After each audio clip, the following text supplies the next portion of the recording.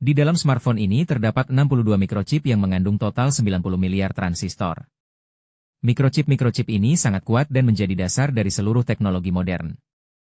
Tapi bagaimana miliaran transistor berukuran nanometer bisa dibuat menjadi satu mikrochip seukuran semut kecil? Semua mikrochip ini diproduksi di pabrik fabrikasi semikonduktor seperti ini. Di dalamnya terdapat ruang bersih, clean room, yang luasnya setara dengan 8 lapangan sepak bola dan dipenuhi ratusan mesin yang ukurannya bervariasi, mulai sebesar mobil van hingga sebesar bus kota, dengan harga berkisar dari beberapa juta hingga 170 juta dolar AS. Di pabrik mikrochip ini, wafer silikon berpindah dari satu mesin ke mesin lainnya dan menjalani sekitar 1000 proses selama 3 bulan. Di akhir produksi, setiap wafer akan ditutupi oleh ratusan chip CPU, yang masing-masing mengandung 26 miliar transistor. Jika kita perbesar, kita bisa melihat transistor-transistor berukuran nano di bagian bawah dan lebih dari selusin lapisan kawat di atasnya. Sirkuit terpadu, integrated circuit, ini kemudian dipotong dari wafer, diuji, dan dikemas agar bisa dipasang ke dalam komputer desktop Anda.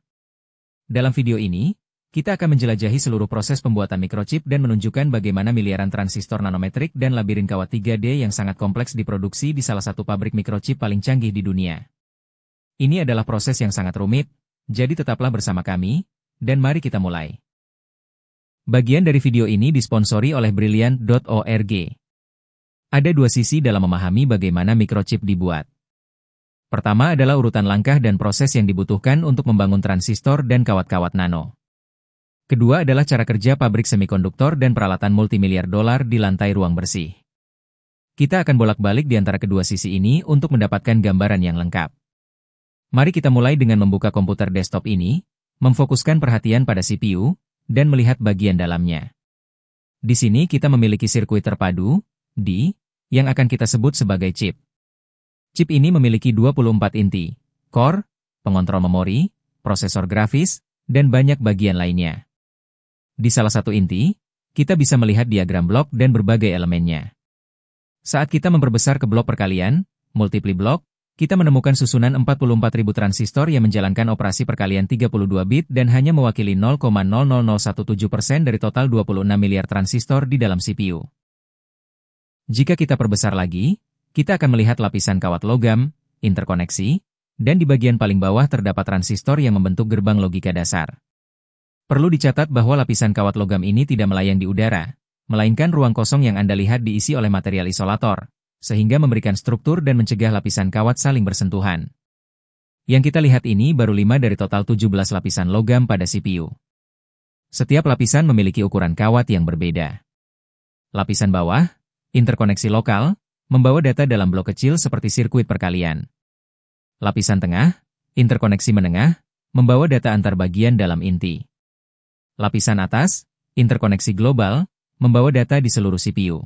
Mungkin Anda bertanya, seberapa kecil transistor ini? Jika kita perbesar lebih jauh dan melewati lapisan interkoneksi, kita menemukan FinFET, yaitu transistor dengan dimensi saluran 36x6x52 nanometer, dan jarak antar transistor hanya 57 nanometer. Ukuran ini sangat kecil, bahkan lebih kecil dari mitokondria, partikel debu, atau rambut manusia. Sekarang setelah Anda tahu bagaimana tampilan transistor dan labirin kawatnya, mari kita jelajahi bagaimana mereka dibuat. Bayangkan Anda membuat kue setinggi 80 lapis, dan setiap lapisan memiliki bentuk unik. Untuk membuat kue ini, ada 940 langkah dalam resepnya, memakan waktu 3 bulan, dan menggunakan ratusan bahan langka.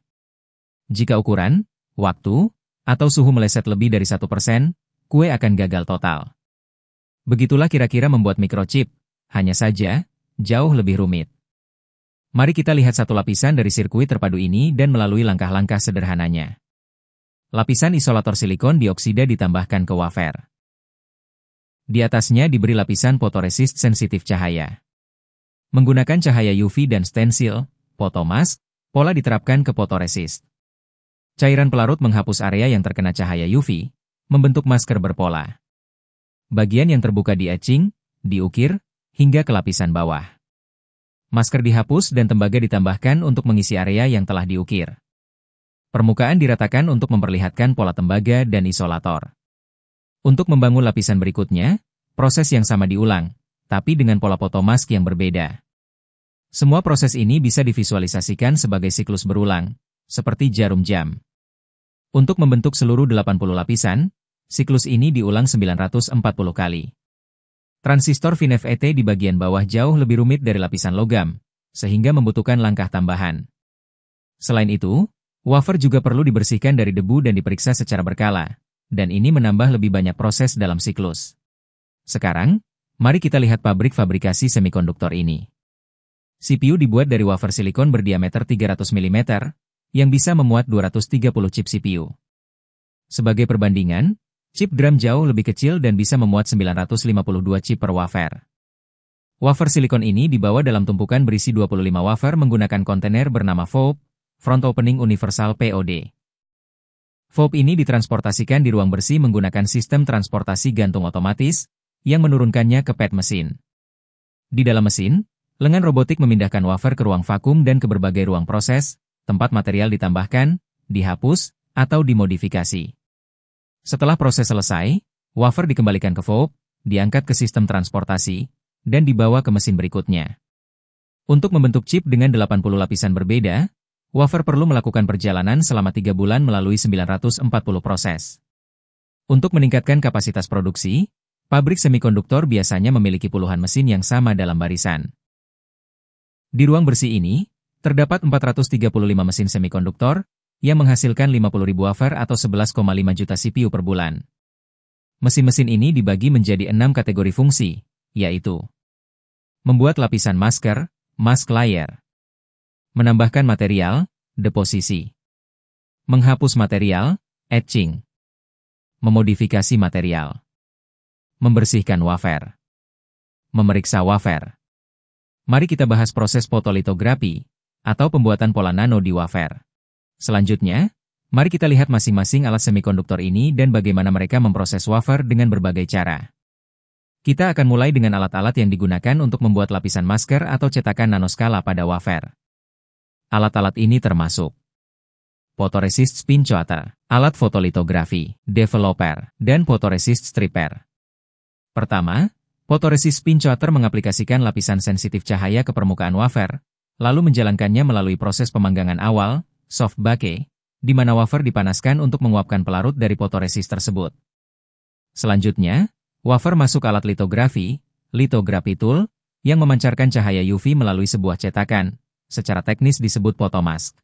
Cahaya tersebut melewati cetakan, photomask, dan kemudian diperkecil ukurannya, demagnifikasi, untuk menghasilkan pola nanoskala pada wafer. Di area manapun cahaya dari cetakan menyentuh wafer, photoresist akan menjadi lebih lemah. Kemudian, wafer masuk alat developer, dan bagian photoresist yang telah dilemahkan oleh cahaya UV akan dihilangkan. Dengan demikian, hanya pola cetakan nanoskala yang tertinggal di atas wafer. Setelah itu, wafer melewati proses pemanggangan keras, hard bake, untuk menguatkan sisa lapisan photoresist yang masih menempel. Photolithography tool adalah salah satu mesin terpenting. Di dalamnya ada sumber UV, lensa fokus, photomask, dan pembawa wafer. Photomask memiliki ukuran 6x6 inci, dan berdasarkan dimensi CPU, dapat memuat 2 salinan dari satu lapisan desain CPU. Tujuan menggunakan photomask dengan sistem optik yang sangat kompleks ini adalah karena ini merupakan cara yang andal untuk menyalin dan menempelkan, copy-paste, desain yang berisi miliaran transistor dan kabel nanoskala ke 230 CPU yang identik dalam satu wafer, hanya dalam hitungan menit. Setelah cahaya melewati photomask, cahaya UV diarahkan ke serangkaian lensa tambahan untuk mengecilkan pola hingga 4 kali lebih kecil, lalu mencetak satu lapisan desain ke atas lapisan photoresist. Penahan wafer, wafer carrier, bergerak dari satu posisi ke posisi lainnya, mencetak gambar dari photomask di setiap titik, hingga seluruh 230 chip selesai di pola. Mari kita perjelas satu detail. Dalam contoh sebelumnya, kita banyak membahas bahwa CPU ini memiliki 80 lapisan. Yang sebenarnya dimaksud adalah jumlah photomask dan lapisan masker yang digunakan untuk membentuk seluruh pola lapisan yang berbeda-beda di atas wafer. Oleh karena itu, satu chip CPU yang lengkap membutuhkan 80 photomask berbeda, dan setiap photomask berharga sekitar $300.000. Karena hanya satu lapisan masker yang bisa diproses dalam satu waktu, maka chip CPU ini akan melalui 80 kali kunjungan terpisah ke alat litografi, lithography tool. Sebenarnya, kita bisa menghabiskan waktu 1 jam lagi hanya membahas tentang fotolitografi, tapi sekarang mari kita lanjut ke kategori alat berikutnya. Alat deposisi, deposition tools, digunakan untuk menambahkan atau mengendapkan material ke permukaan wafer. Seringkali, kita menggunakan lapisan masker dari tahap fotolitografi untuk menambahkan material hanya ke area-area yang tidak tertutup oleh masker, mirip seperti menyemprotkan cat melalui cetakan stencil. Karena terdapat beragam unsur dan senyawa yang digunakan untuk membentuk berbagai lapisan, alat deposisi pun memiliki banyak variasi dengan nama-nama teknis dan singkatan yang rumit untuk setiap variannya. Namun secara umum, ada 3 kelompok utama material yang ditambahkan atau diendapkan ke wafer, yaitu logam, seperti tembaga, chopper, atau tantalum.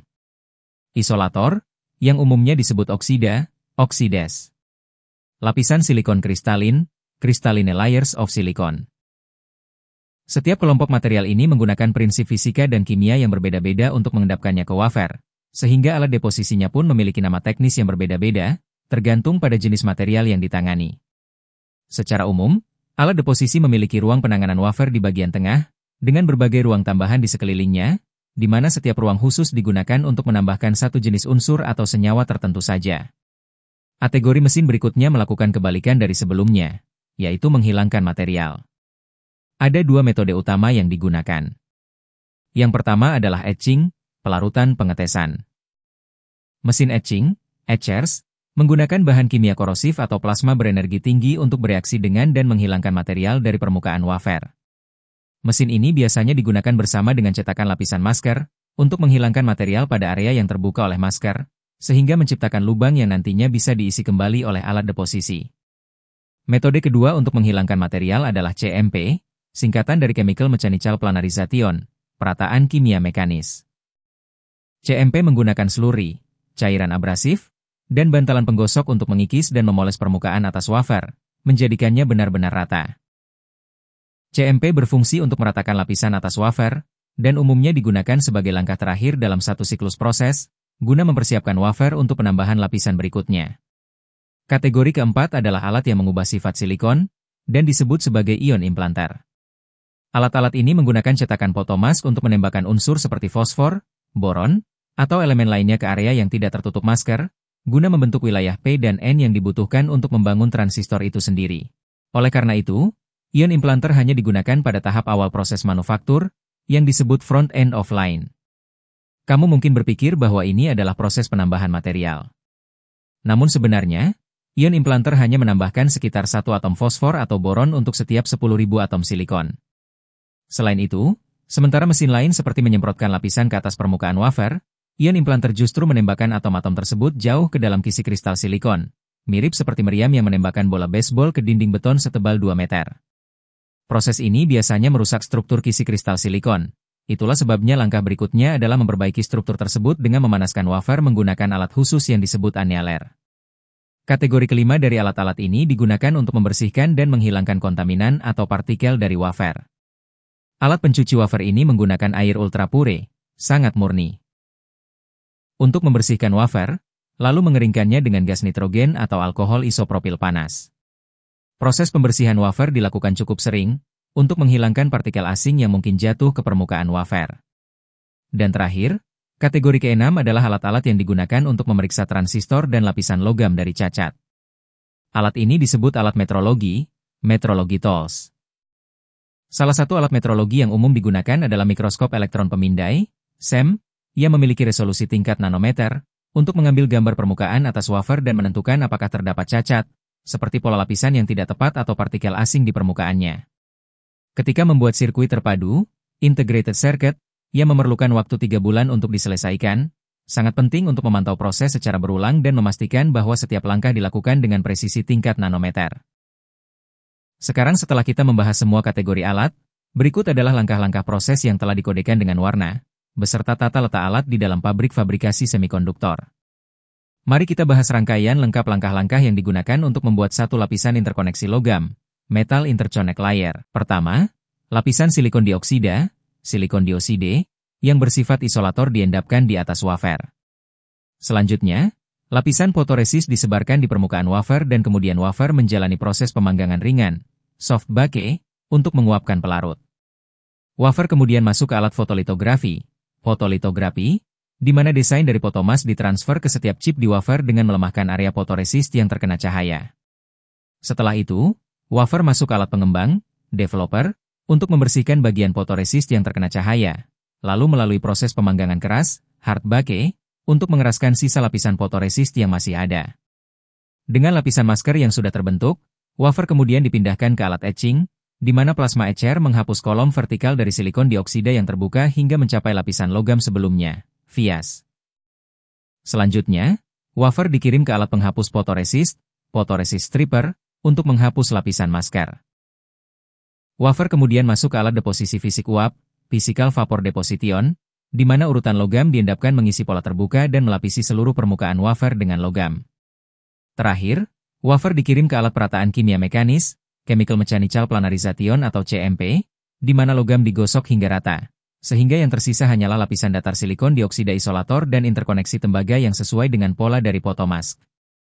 Satu lapisan logam kini telah selesai, dan wafer siap untuk memulai siklus berikutnya, di mana silikon dioksida isolator dan vias vertikal akan ditambahkan. Perlu dicatat bahwa langkah-langkah pembersihan dan inspeksi metrologi wafer dilakukan di antara banyak langkah lainnya.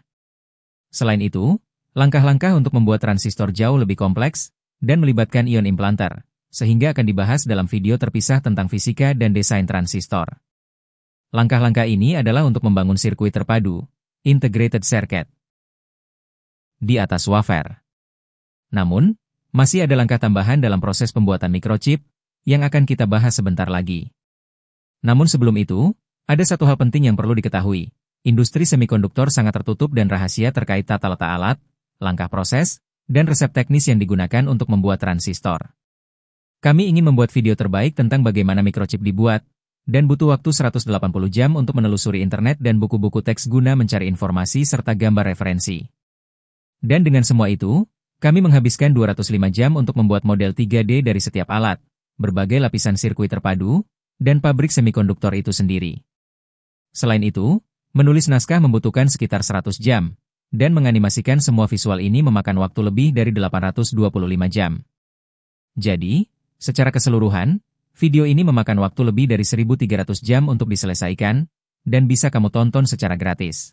Kami ingin membuat lebih banyak video seperti ini, membahas arsitektur komputer dan cara kerja transistor, namun kami tidak bisa melakukannya tanpa bantuanmu.